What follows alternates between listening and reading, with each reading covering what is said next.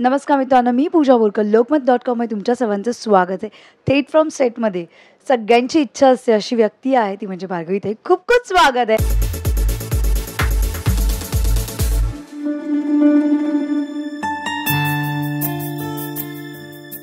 ताई आता रोज संध्याकाळी आपल्याला भेटायला येणार आहेत, ही सगळ्यात आनंदाची बाब आहे. कारण की ताई आम्हाला छोटीशी झलक तुमची बघून नाही पोट भरत. Thank you so much. मला असं वाटलं की जेव्हा ही सिरियल आली तेव्हा करताना द्विधा मनस्थिती होती, कारण आता टेलिव्हिजन इंडस्ट्री खूप बदलली आहे, लोकांचे बघण्याचे चॉईसेस बदलले आहेत आणि काम करायची पद्धत बदलली आहे. पण टीम इतकी छान आहे आणि वैभवबरोबर मी खूप आधी कामही केलेलं आहे. वैभव मित्र आहे चांगला. सुवर्णाताई तर येस डार्लिंग आहेच ती, आणि मी सुवर्णाताईबरोबर खूप वर्ष काम करते आणि माझ्या तिच्या प्रपंच सिरियलच्या आठवणी आहेत. And somehow it just Morkar बाई हॅपन्ड. पण ते कुठेतरी आता सिरीजचा जमाना आहे, खूप डिजिटल आता खूप वास्ट होते, खूप मोठं होतं आणि तुम्ही सिरियलकडे का वळलात? म्हणजे आम्हाला इच्छा होती की तुम्ही तिकडे कुठेतरी वळावं. मलाही आवडेल ना करायला, का नाही आवडणार प्रत्येक कलाकाराला. कारण आता पुन्हा असं झालं आहे ना, वेब सिरीज हा एक पुन्हा पटकन फेमस व्हायचा टी व्हीपेक्षाही जास्त सोपं माध्यम झालं आहे. पण तिथे थोडे लिमिटेशन्स आहेत, कारण आपण बघितलं तर भारतीय वेबसिरीज या खूप जास्त बोल्ड होत आहेत आणि असे सीन करायला मी कम्फर्टेबल नाही आहे. त्यामुळे बरेच वेळेला असं झालं आहे की 1-2 वेळेला बोलणी झाली, पण एखाद 2 सीन असे असतील असं कारण तिथे सेन्सरशिप नाही आहे.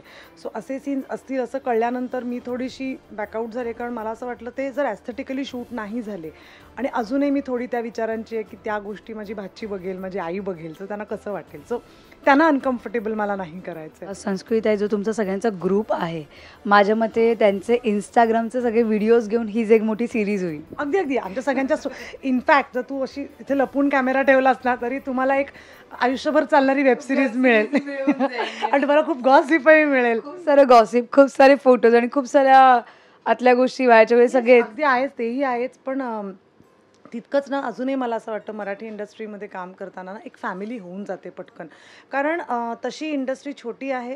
त्यामुळे सगळ्यांनी कोणा ना कोणाबरोबर तरी कामं करून सगळ्यांचे बॉन्ड ऑलरेडी झालेले आहेत. सो ते बॉन्ड मग तिसऱ्या माणसाबरोबर इथे शेअर होतात आणि मग ती पुन्हा एक मोठी फॅमिली होते. सो हा मराठी विश्वातला एक खूप महत्त्वाचा मुद्दा आहे की तिथे प्रोफेशनली काम करता करता फॅमिली पण होऊन जाते. हिंदीमध्ये हे का तुम्ही अनुभवलं आहे का? हिंदी सिरियल सिया के राम केली स्टार प्लससाठी, मी हैदराबादला केली. सो पुन्हा सेम झालं, आम्ही आउटडोअरला सगळेजण होतो ना, तेव्हा तिथे पण आमचा चांगला बॉन्ड झाला, कारण पॅकअप झाल्यानंतर पण तेच चेहरे दिसत आहेत, उठल्यावरही तेच चेहरे दिसत आहेत.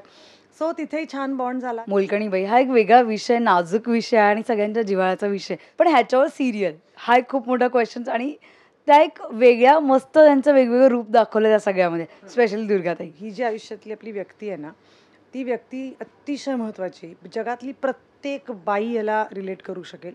एक दिवस आपल्या घरी काम करणारी बाई नाही ना आली तर आपलं सगळं शेड्यूलची वाट लागते. म्हणजे आता जसं माझ्याकडे काम करणाऱ्या प्रतिभाताई आहेत, ज्या रोज सकाळी 5 वाजता येऊन माझ्यासाठी स्वयंपाक करतात. जर माझी 6:30ची शिफ्ट असेल, म्हणजे 7ची शिफ्ट असेल, तर मला सांगायला आवडेल प्रेक्षकांना की आम्ही 12 तास काम करतो. ही मुलगी तितकीच मेहनत करते. प्रत्येक सेटवर जाऊन मुलाखती घेणं सोपं काम नाही आहे. त्याच्यासाठी तिला अनेक वेळा थांबावं लागतं. शॉट चालू असतो, सीन चालू असतो. सो मला असं वाटतं आपण 12 तासाची ड्युटी करणारी लोकं आहोत. सो जेव्हा 7ची शिफ्ट असते सकाळी, मी 6:30ला पोचायचं असतं आणि मी राहते तिथपासून हे लांब आहे. सो ऑटोमॅटिकली मी घरातनं डबा घेऊन पोळी भाजीचा खाऊन येणं किंवा घेऊन येणं गरजेचं असतं. रोज आपण बाहेर नाही खाऊ शकत. मावशी माझ्याकडे सकाळी 5 वाजता येतात. त्या माझ्या पोळी भाजी करून देतात, की ह्या खरं तर त्यांचं घर नसतं. आपण आपल्या घरातली साफसफाई करायला कंटाळतो यार. त्या बिचाऱ्या बायका 10-10 घरची धुणी भांडी, केर लादी, स्वयंपाक पाणी जे काही त्यांचं काम असेल त्या इमाने इतबारे करतात आणि त्या प्रेमाने करतात आणि त्या रोज करतात. आणि त्या सगळ्या बायकांचा एक कॉमन फॅक्टर आहे, त्यांची खूप इच्छा असते त्यांच्या मुलांनी शिकावं, त्यांच्या मुलांनी हे काम करू नये असं त्यांना खूप वाटत असतं.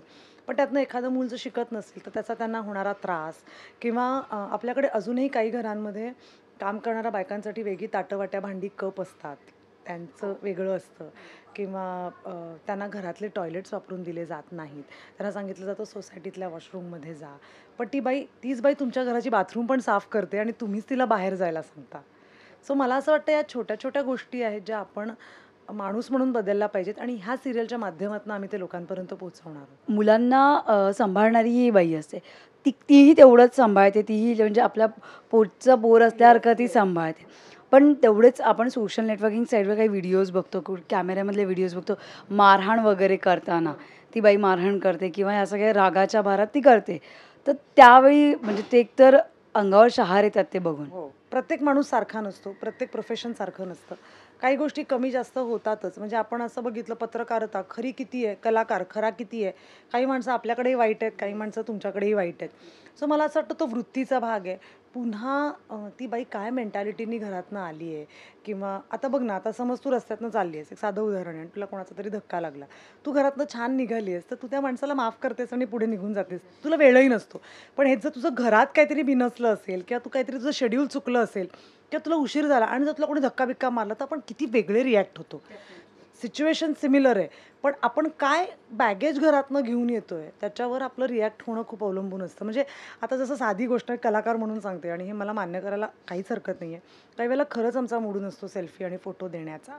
खरंच नसतो. एक छोटीशी रिक्वेस्ट आहे, ती म्हणजे बिहाइंड द कॅमेरा तुमची जी मस्ती चालते ती प्लीज टाका.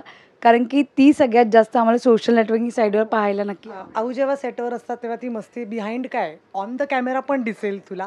थोडा शॉर्ट कट झाला की आऊची रिॲक्शन काय असते त्याच्यावरनं तुला मजा काय. आणि येस, खरंच आम्ही खूप मजा करतो. अश्विनी काय, सुप्रिया, सारिका, आमच्याकडे सारिका टार्गेट आहे आमच्या सगळ्यांची. आम्ही तिची खूप मस्करी करतो. पण yes, it is a fun. आणि सगळ्यात महत्त्वाचं म्हणजे अख्खी टीम खूप छान आहे. आणि जेव्हा ती टीम सुंदर असते आणि ती पॉझिटिव्ह असते, तेव्हा उत्तमच काम लोकांसमोर येतं. थँक्यू.